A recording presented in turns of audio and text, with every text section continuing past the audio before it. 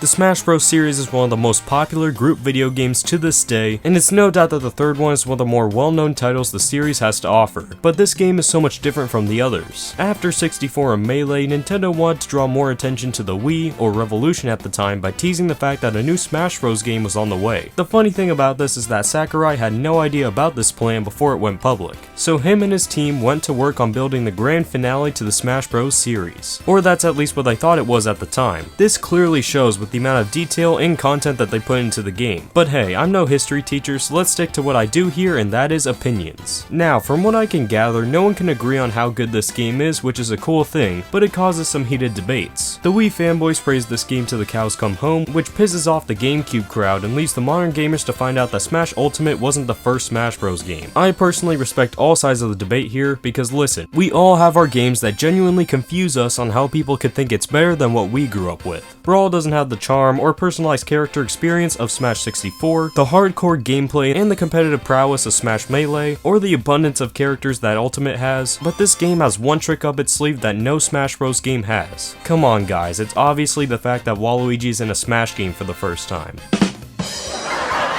I'm kidding, we'll get to Subspace Emissary later. Let's start with the character roster, which certainly went through a change between this game and Melee. First, let's go over the removals, which are not that bad. We have Dr. Mario, Young Link, Pichu, Roy, and Mewtwo. Besides Mewtwo, these characters are either clone characters or very similar to a character that made the game, so no big deal here. For the new characters, we have Diddy Kong, a really charming character with some funny moments in Subspace, Toon Link, which is different enough from Link where the Wind Waker representation is justified, Zero Suit Samus, which plays along with Samus' Smash Ball, Meta Knight and King DDD, which finally gives Kirby some company in the Smash Bros. Series, Wolf, a cool new Star Fox character, Pokemon Trainer, one of, if not my favorite Smash Bros. Character that allows you to switch between Squirtle, Ivysaur, and Charizard with different playstyles, Lucario, a new Pokemon at the time to promote Diamond and Pearl, Lucas, a new Earthbound character to accompany Ness, Ike, a cool new Fire Emblem character which is really cool and fun to play with, Pit, the 8-bit Kid Icarus protagonist revived with this game, Wario, the minigame master, Olimar from Pikmin, and Rob, an old Nintendo toy that they decided to make a character. However, they weren't done here, because a certain third-party character by the name of Solid Snake got thrown into the mix, which doesn't make any sense, but it's completely welcome. Now, I didn't go on the internet during the early years of this game, so I didn't find out about Sonic the Hedgehog until the very end of Subspace, which completely threw me off guard. But yes, the blue, speedy hedgehog we all know and love made it into the game as well. Snake and Sonic were the first third-party characters that made it into Smash, so this was obviously a huge deal at the time. Even though this has nothing on Ultimate, I still really like this roster. Next is the gameplay of this game. It is agreed on by many that the controls and basic gameplay of this game is definitely not its strong suit, which is not something you want in a game like Smash. This is why, in my opinion, that if you want to play regular Smash, just do it in a different game. However, they did introduce a gameplay mechanic that will forever be one of my favorite parts of Smash Bros, the Smash Ball. I love this thing because it makes you drop everything you're doing and turns your attention to the chaos that is bound to ensue. The Smash Ball allows you to unleash a new power after hitting it multiple times. These powers include shooting a beam at your enemy, transforming into a more powerful version of yourself for a short period of time, or an accuracy attack that triggers a cutscene of you destroying your opponent before sending them to the heavens. Is it unfairly OP?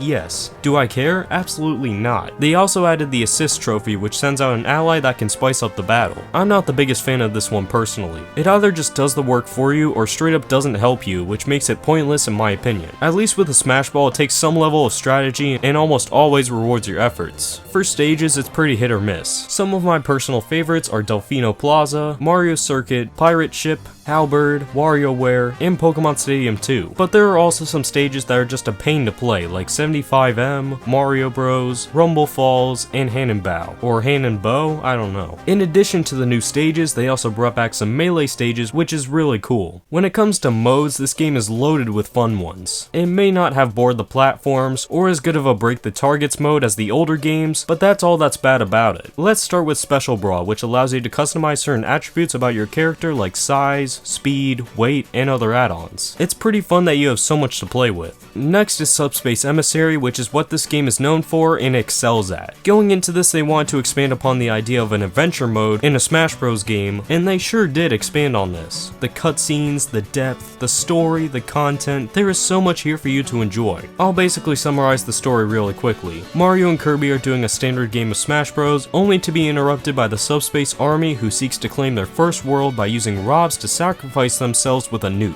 Later we find out that these nukes capture the area and send them to subspace, where the ruler, Taboo, will have control over it. This ruler captured and controlled the Master Hand, which he uses to recruit the bad guys of the Nintendo universe. Bowser, Ganondorf, and Wario set off to capture the good guys by turning them into trophies. This whole deal creates a lot of suspense, emotion, and just overall wanting to save the world that is crumbling right before your eyes. The way that all the different gaming series are connected to each other in this story is so great, and it gives great introductions to the characters as they are brought in. Anyways, eventually all the characters unite and have to go through the maze that Taboo constructed with all of the worlds to reach him and take him on in the final battle. From start to finish, this mode is incredible, and I highly recommend that you try it or just even watch the cutscene movie on YouTube. Anyways, next is Classic mode, which has you complete different missions before taking on the Master Hand as the final boss. Along with that are event missions for you to complete that throw you into certain scenarios that require you to fight your way out. There's also home run contest, which allows you to damage the bag before smacking it as far as possible. Along with the home run contest is the multi-man mode, which basically has you taking on a bunch of dummies and defeating them as fast as possible. Then we have boss battles in all-star mode, which have you either taking on every character in the game in one stock or every boss in the game in one stock. They are pretty fun modes. That includes the regular modes in this game, so let's talk about the extra modes in this game. The first is collectibles, which you can earn basically anywhere, and there is so much to collect. There is even the coin launcher that lets you shoot coins to get trophies. Next is Stage Builder, which isn't the best in this game, but anytime you can customize something is always great. Plus, it still gives you a decent amount to work with.